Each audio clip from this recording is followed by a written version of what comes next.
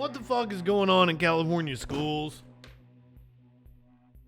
There was a school shooting in the Oakland school where it was like gang related. And then like the school told them not to talk to the cops. Like what what the fuck?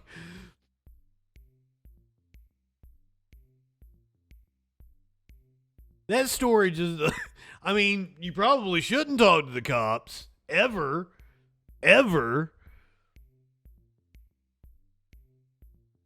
We're going to read from the Sacramento Bee here. Prep football slave auction video leads to River Valley High forfeit and investigation. Let's get the news hit from, it looks like Fox 26, and they got a little snazzy intro too. Hit us with it, Isaiah. Right now. And welcome to The Factor on This is the Isaiah Factor. West Coast, where a high school has to call off their football season this year after students showed their racism.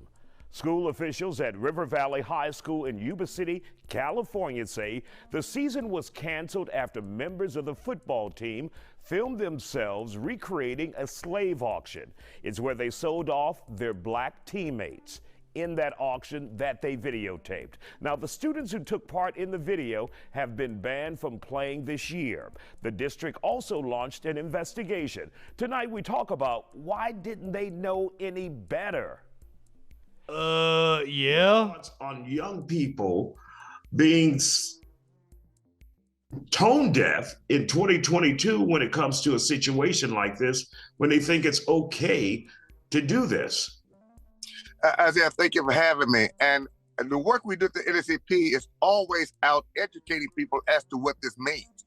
When you've got new generations of racists, it says that we are reproducing in this country individuals who buy into the ideology of supremacy, superiority, and thinking that they have the right to make these kinds of things public. But that's because they're following the models of others who make their racist thoughts and ideas public. And it's become popular. Right here in Houston, as we know, in our area, we got the volleyball team out in Katy making racial slurs at a volleyball game. Last year, we had the Bel Air baseball team doing the same thing at a Westbury and Bel Air High School baseball team. Over and over again, around our nation, we're seeing young people make these kinds of statements and go public with them. It suggests to us that just like a forest, the way to kill a forest is stop planting new trees. If we have a forest of racists, we've got to stop planting new racists in the soil. And unfortunately, America seems not to be able to do that. Now, when you see a situation like we did at the high school in California, we know also Black students participated. What were they thinking, Bishop? Good question. Well, let me say, I'm not sure as to the extent of their participation. I will say this. That it very well could have been some sort of hazing incident against the black students. I don't mean to sound callous towards that. We don't know exactly what their willingness to participate was. It would seem to me that the young man that we read about in the news last week, whose teacher used the N-word, referring to him in that way, that student said he was absolutely appalled and offended by it.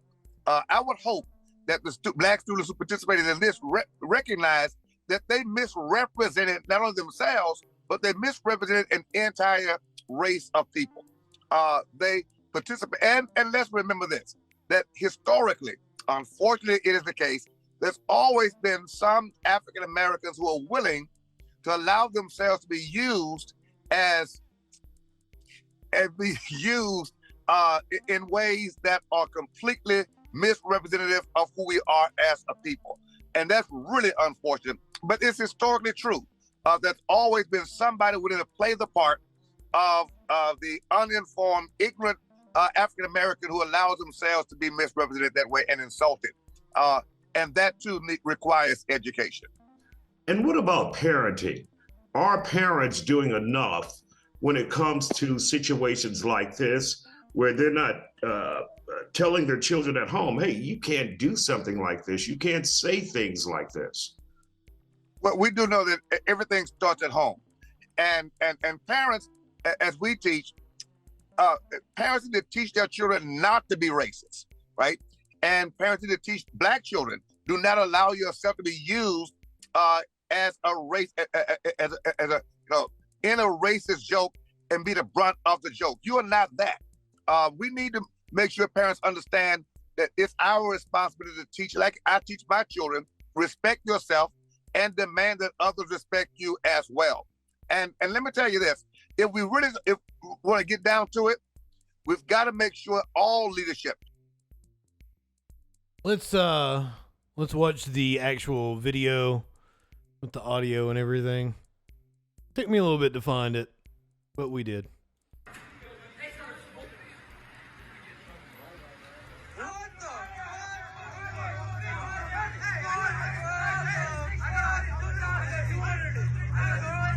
Kind of sad it's not censored like the...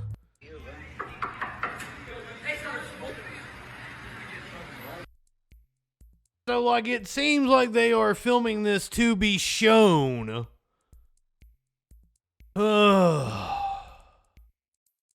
We begin with parents, teachers, principals in schools, as well as people with influence, our elected officials. When you see elected officials... They wanted to go viral on TikTok with that shit. Well, congrats. And making racist jokes as well as doing racist things with public policy, they began to adopt the same spirit and ideology. I'm glad the school district acted swiftly and expelled these students from the team. And now, of course, the team is defunct for the rest of the year. I'm glad that district acted appropriately. Unfortunately, some districts don't act like they should. These kind of actions must be punished, and there must be consequences, because that too sends a strong message. And also, is it becoming more of an issue where kids are tone deaf? Because, for example, here in Texas, where many elected officials don't want race discussed in the classroom. They don't want any books on the shelf. I was thinking the same damn thing. And then you will continue to create a generation of young people like this, not knowing that they're crossing the line or that they're offending someone. That's a great point, Isaiah. We've got to teach and educate. Youth have to know how egregious these actions are. They also have to know that we own our racist history as America and know what damages that history has caused us up until this day. And which is why I think that elected officials and policymakers are absolutely incorrect on this issue. Removing racist slavery from textbooks and the discussion of racism from classrooms is a huge mistake. Huge mistake. We've got to deliberately educate every generation on how bad racism is, how much it's cost us, how much it still costs us today. Disparities still exist today because of slavery that lasted 250 years and 40 years of oppression in America. We've got to educate and own that truth in order to let young people know this is unacceptable, and ultimately we should call it un-American. Absolutely. And once again, we want to point out that the school officials, the district where this happened at River Valley High School, they took action immediately. They started an investigation, and they say now this is the time to sit down with these students and not only punish them, but educate them in what they did wrong if they truly don't understand where they crossed the line. Bishop James Dixon with the NAACP, thank you. What a wild story.